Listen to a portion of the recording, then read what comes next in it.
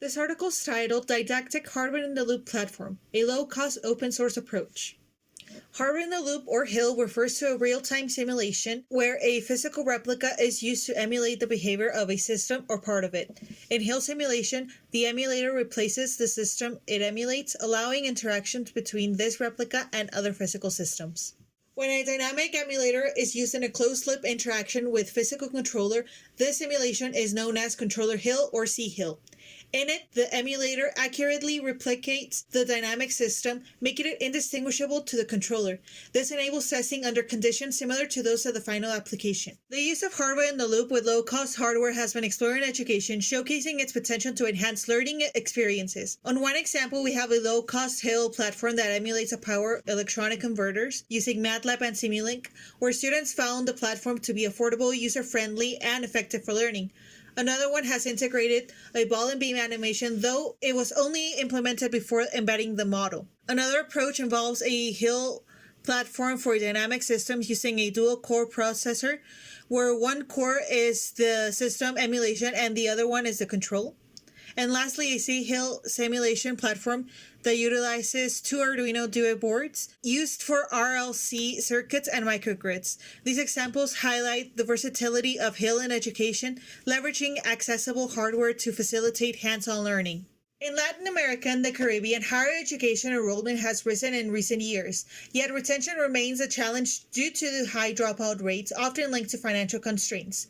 To address this, we propose a didactic HIL platform that leverages the HIL simulation for teaching and learning while utilizing low-cost open-access hardware and software. The didactic HIL platform consists of two main components working together to facilitate simulation and control.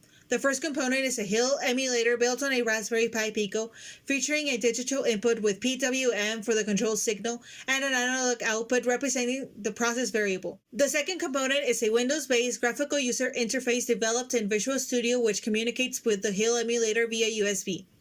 To validate the system, a ball and beam system was emulated and its closed-loop behavior was tested using an ESP32 DevKit V1 as a controller, though any development board could be used.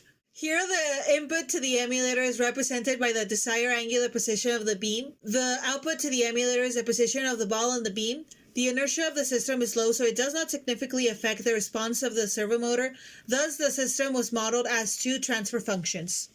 The flowchart illustrates the emulator's multi-core programming and communication. Core 0 handles the input processing and the model calculations, while Core 1 manages the data transmission to the GUI. An interrupt-driven approach ensures that asynchronous communication without affecting the emulation's performance. Core 1 remains in a low-power state, activating only when Core 0 sends data via shared memory, optimizing resource usage.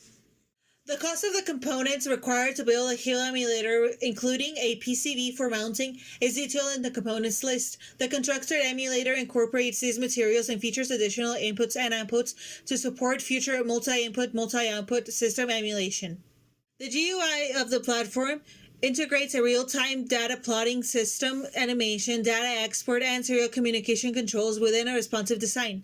The communication between the GUI and the emulator occurs via USB using data terminal ready signal, ensuring reliable data transmission. Incoming data is processed for real-time graphing and animation, creating an interactive and efficient platform for HIL-based experimentation and learning. As you can see, the data plotting area continuously updates a time series graph displaying the ball and beam system's input and output without storing data on the computer, ensuring efficient resource use. Simultaneously, a 2D animation visually represents the ball and beam system, updating at 60 frames per second based on the emulator's data, with numerical indicators providing real-time feedback on the ball's position and beam angle. The platform functionality was validated using two experiments, one with a proportional controller and another one with a proportional derivative controller. The latter one is represented here. The emulator's output signal was recorded using an oscilloscope and compared to MATLAB simulation, including both the continuous and discrete models. In section A, the system started at negative 0.15 meters, and in B, it started at positive 0.15 meters, both with a set point of 0 meters. The latter experiment is represented in the GUI. We conclude that our platform demonstrates accuracy in emulating dynamic system behaviors comparable to software simulations. It can emulate various systems, especially slower mechanical ones. Unlike other platforms, ours does not require specialized equipment or classrooms, which reduces cost even more. It includes a real-time animation of the emulated system, not found in similar platforms, which we plan on evaluating the impact and understanding the system behavior, as well as expanding the catalog of the emulated systems.